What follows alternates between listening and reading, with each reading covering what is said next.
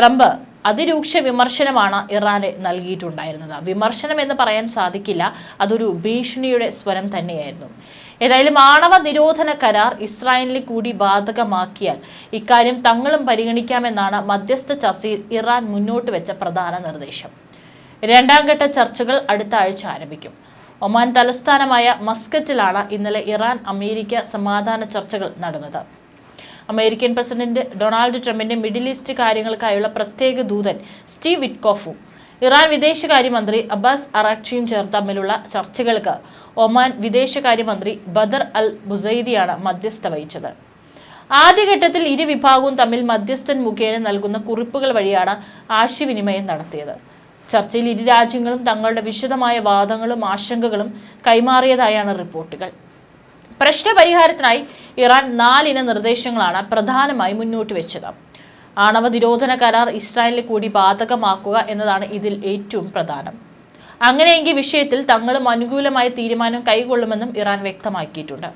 ഇറാനെതിരെ ഏർപ്പെടുത്തിയ ഉപരോധം പിൻവലിച്ചാൽ ആണവ നിരോധന കരാറിലെ വ്യവസ്ഥകൾ അംഗീകരിക്കാൻ തയ്യാറാണെന്നും ചർച്ചയിൽ ഇറാൻ സമ്മതം പ്രകടിപ്പിച്ചിട്ടുണ്ട്.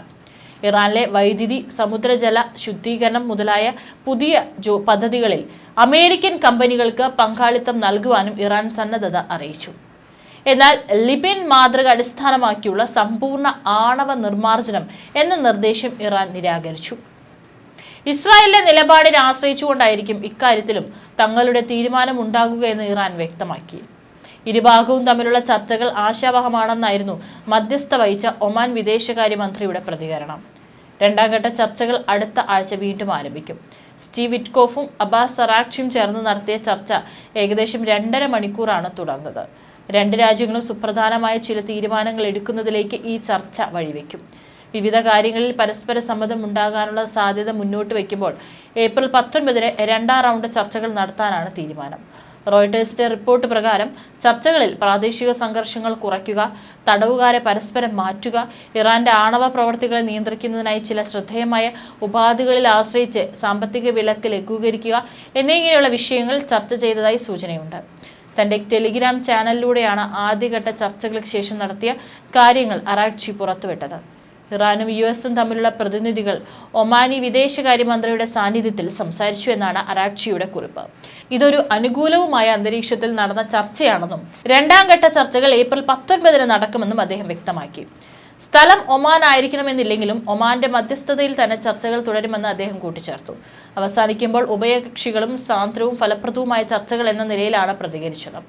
ഇതോടെ US ഇറാൻ ബന്ധങ്ങളിൽ തീർച്ചയായും ഒരു പുതിയ അഭിമുഖ ദിശയുടെ തുടക്കമെന്ന് വിശേഷിപ്പിക്കാം. 2018-ന് ശേഷം ഇരു രാജ്യങ്ങളും തമ്മിൽ ആദ്യമായാണ് ഉന്നതതല ചർച്ച നടത്തുന്നത്. ചർച്ച വിജയിച്ചാൽ US ഇറാൻ ആണവ കരാറിന്റെ വാതിൽ തുറക്കുമെന്നാണ് പ്രതീക്ഷ. പരാജയപ്പെട്ടാൽ ഇറാന് വളരെ മോശം ദിനമാകുമെന്നാണ് US പ്രസിഡന്റ് ഡൊണാൾഡ് ട്രംപിന്റെ മുന്നറിയിപ്പ്. ഇറാൻ ആണവ പദ്ധതി ഉപേക്ഷിച്ചില്ലെങ്കിൽ സൈനിക നടപടി അടക്കം കടുത്ത പ്രത്യാഘാതങ്ങൾ നേരിടേണ്ടി വരുമെന്ന് ട്രംപ് പറയുന്നു. യുദ്ധത്തിന് വരെ ഇത് കാരണമാകാം. ഇറാൻ ആണവായുധം കൈവശം വയ്ക്കാൻ അനുവദിക്കില്ലെന്നാണ് ട്രംപിന്റെ നിലപാട്. സമ്മർദ്ദത്തിന് നടുവിൽ ഒരു കരാറിന് തയ്യാറാകില്ലെന്നും ഇറാൻ വ്യക്തമാക്കി. ഇറാന്റെ ഭാഗത്തു നിന്ന് വിദേശകാര്യമന്ത്രി അബ്ബാസ് അറാക്ചിയും ട്രംപിന്റെ പ്രതിനിധി സ്റ്റീവ് വിറ്റ്കോഫും US വേണ്ടിയും ചർച്ചയിൽ പങ്കെടുത്തിരുന്നു. ആണവായുധം നിർമ്മിക്കാതിരുന്നാൽ ഇറാന് മേലുള്ള സാമ്പത്തിക ഉപരോധങ്ങൾ പിൻവലിക്കുമെന്ന ധാരണയിൽ US പാശ്ചാത്യ രാജ്യങ്ങളും ചേർന്ന് ആവിഷ്കരിച്ച കരാർ 2016-ൽ പ്രാബല്യത്തിൽ വന്നിരുന്നു. കരാർ പ്രകാരം യുറേനിയം സമ്പുഷ്ടീകരണ പരിധി ഇറാൻ നിജപ്പെടുത്തുകയും അരാഖ് അടക്കം ആണവ റിയാക്ടറുകളുടെ പ്രവർത്തനം നിർത്തുകയും ചെയ്തിരുന്നു. എന്നാൽ 2018-ൽ 1ാം ട്രംപ് ഭരണകൂടത്തിന്റെ കാലത്ത് US കരാറിൽ നിന്ന് പിന്മാറി. ഇതിലും മികച്ച കരാർ രൂപപ്പെടുത്തുമെന്നാണ് ട്രംപിന്റെ വാദം. ഇറാൻ ആണവായുധങ്ങൾ പാടില്ലെന്നാണ് ട്രംപിന്റെ പക്ഷം. ഇത് വ്യക്തമാക്കുന്ന കത്ത് ട്രംപ് കഴിഞ്ഞ മാസം UAE വഴി ഇറാൻ പരമോന്നത നേതാവ് അയത്തുള്ള അലി ഖമനേയിക്കും കൈമാറിയിരുന്നു.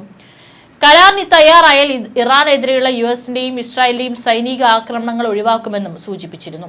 ഉപരോധങ്ങൾ ഒഴിവാക്കാൻ തങ്ങളുടെ ആണവ പദ്ധതി പരിമിതപ്പെടുത്താനുള്ള ഒരു കരാറിന് ഇറാൻ തയ്യാറാണ്. എന്നാൽ അത് പൂർണ്ണമായി ഇല്ലാതാക്കാൻ ഒരുക്കവുമല്ല. ന്യായമായ കരാറാണ് തങ്ങൾ ആഗ്രഹിക്കുന്നതെന്നാണ് അബ്ബാസ് അറാക്ചി പറഞ്ഞിരിക്കുന്നത്.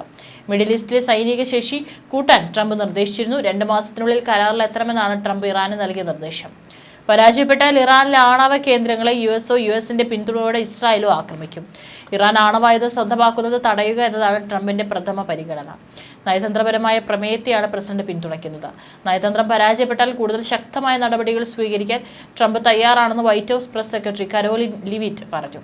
ആണവ പദ്ധതി പ്രശ്നത്തിൽ ട്രംപ് ഭരണകൂടം ഇറാനുമായി നടത്തുന്ന ആദ്യ ഉന്നതതല ചർച്ചയാണ് കഴിഞ്ഞ ദിവസം ഒമാനിൽ നടന്നത്. യുഎസ് പ്രസിഡന്റ് ഡൊണാൾഡ് ട്രംപിന്റെ പ്രതിനിധി സ്റ്റീവ് വിറ്റ്കോഫും ഇറാൻ വിദേശകാര്യമന്ത്രി അബ്ബാസ് അറാക്ചിയും ചർച്ചയിൽ പങ്കെടുത്തത്.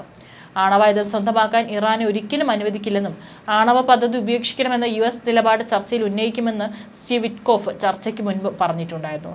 എന്നാൽ യുഎസുമായി തുറന്ന മനസ്സോടെയുള്ള ചർച്ചയാണ് ആഗ്രഹിക്കുന്നതെന്നും ആണവായുധ നിർമ്മാണത്തോട് ശക്തമായ എതിർപ്പുള്ളതാണെന്നും ഇറാൻ നേതൃത്വം അറിയിച്ചിട്ടുണ്ട്. ഭീഷണിയും അടിച്ചേൽപ്പിക്കലും അംഗീകരിക്കില്ലെന്നും ഇറാൻ വക്താവ് പറഞ്ഞിട്ടുണ്ട്. അമേരിക്കയുമായി തുറന്ന മനസ്സോടുള്ള ചർച്ചയാണ് ആഗ്രഹിക്കുന്നതെന്നാണ് പറഞ്ഞിട്ടുള്ളത്. അതിനിടെ ഇസ്രായേലും ഹമാസും തമ്മിൽ വെടിനിർത്തൽ ചർച്ചയിലൂടെ ഗാസയിൽ യുദ്ധവിരാമം ഉണ്ടാകുമെന്ന് അമേരിക്കൻ പ്രസിഡന്റ് ഡൊണാൾഡ് ട്രംപ് പറഞ്ഞിരിക്കുകയാണ്. അധികം വൈകാതെ ബന്ദികൾ ഗാസയിൽ നിന്ന് ഇസ്രായേൽ തിരിച്ചെത്തുമെന്നും ട്രംപ് പ്രത്യാശ പ്രകടിപ്പിച്ചു. 59 ഇസ്രായേൽ ബന്ദികളാണ് ഹമാസിന്റെ പിടിയിലുള്ളതെന്നും ഇതിൽ 24 പേർ മാത്രമാണ് നിലവിൽ ജീവിച്ചിരിപ്പുള്ളതെന്നും ട്രംപ് അറിയിച്ചു. ഗാസ യുദ്ധം അവസാനിപ്പിച്ച് ബന്ദികളുടെ മോചനം ഉടൻ നടപ്പാക്കണമെന്നാവശ്യപ്പെട്ട് സൈനികർക്ക് പിന്നാലെ ഡോക്ടർമാരും അക്കാദമിക് വിദഗ്ധരും രംഗത്ത് വന്നത് ഇസ്രായേൽ രാഷ്ട്രീയ നേതൃത്വത്തിന് തിരിച്ചടിയായി. വിരമിച്ചവരും റിസർവിലുള്ളവരുമായി 980 ഇസ്രായേലി യുദ്ധവിമാന പൈലറ്റുമാർ ഗാസ യുദ്ധത്തിനെതിരെ കഴിഞ്ഞ ദിവസം തുറന്ന കത്തെഴുതിയിരുന്നു.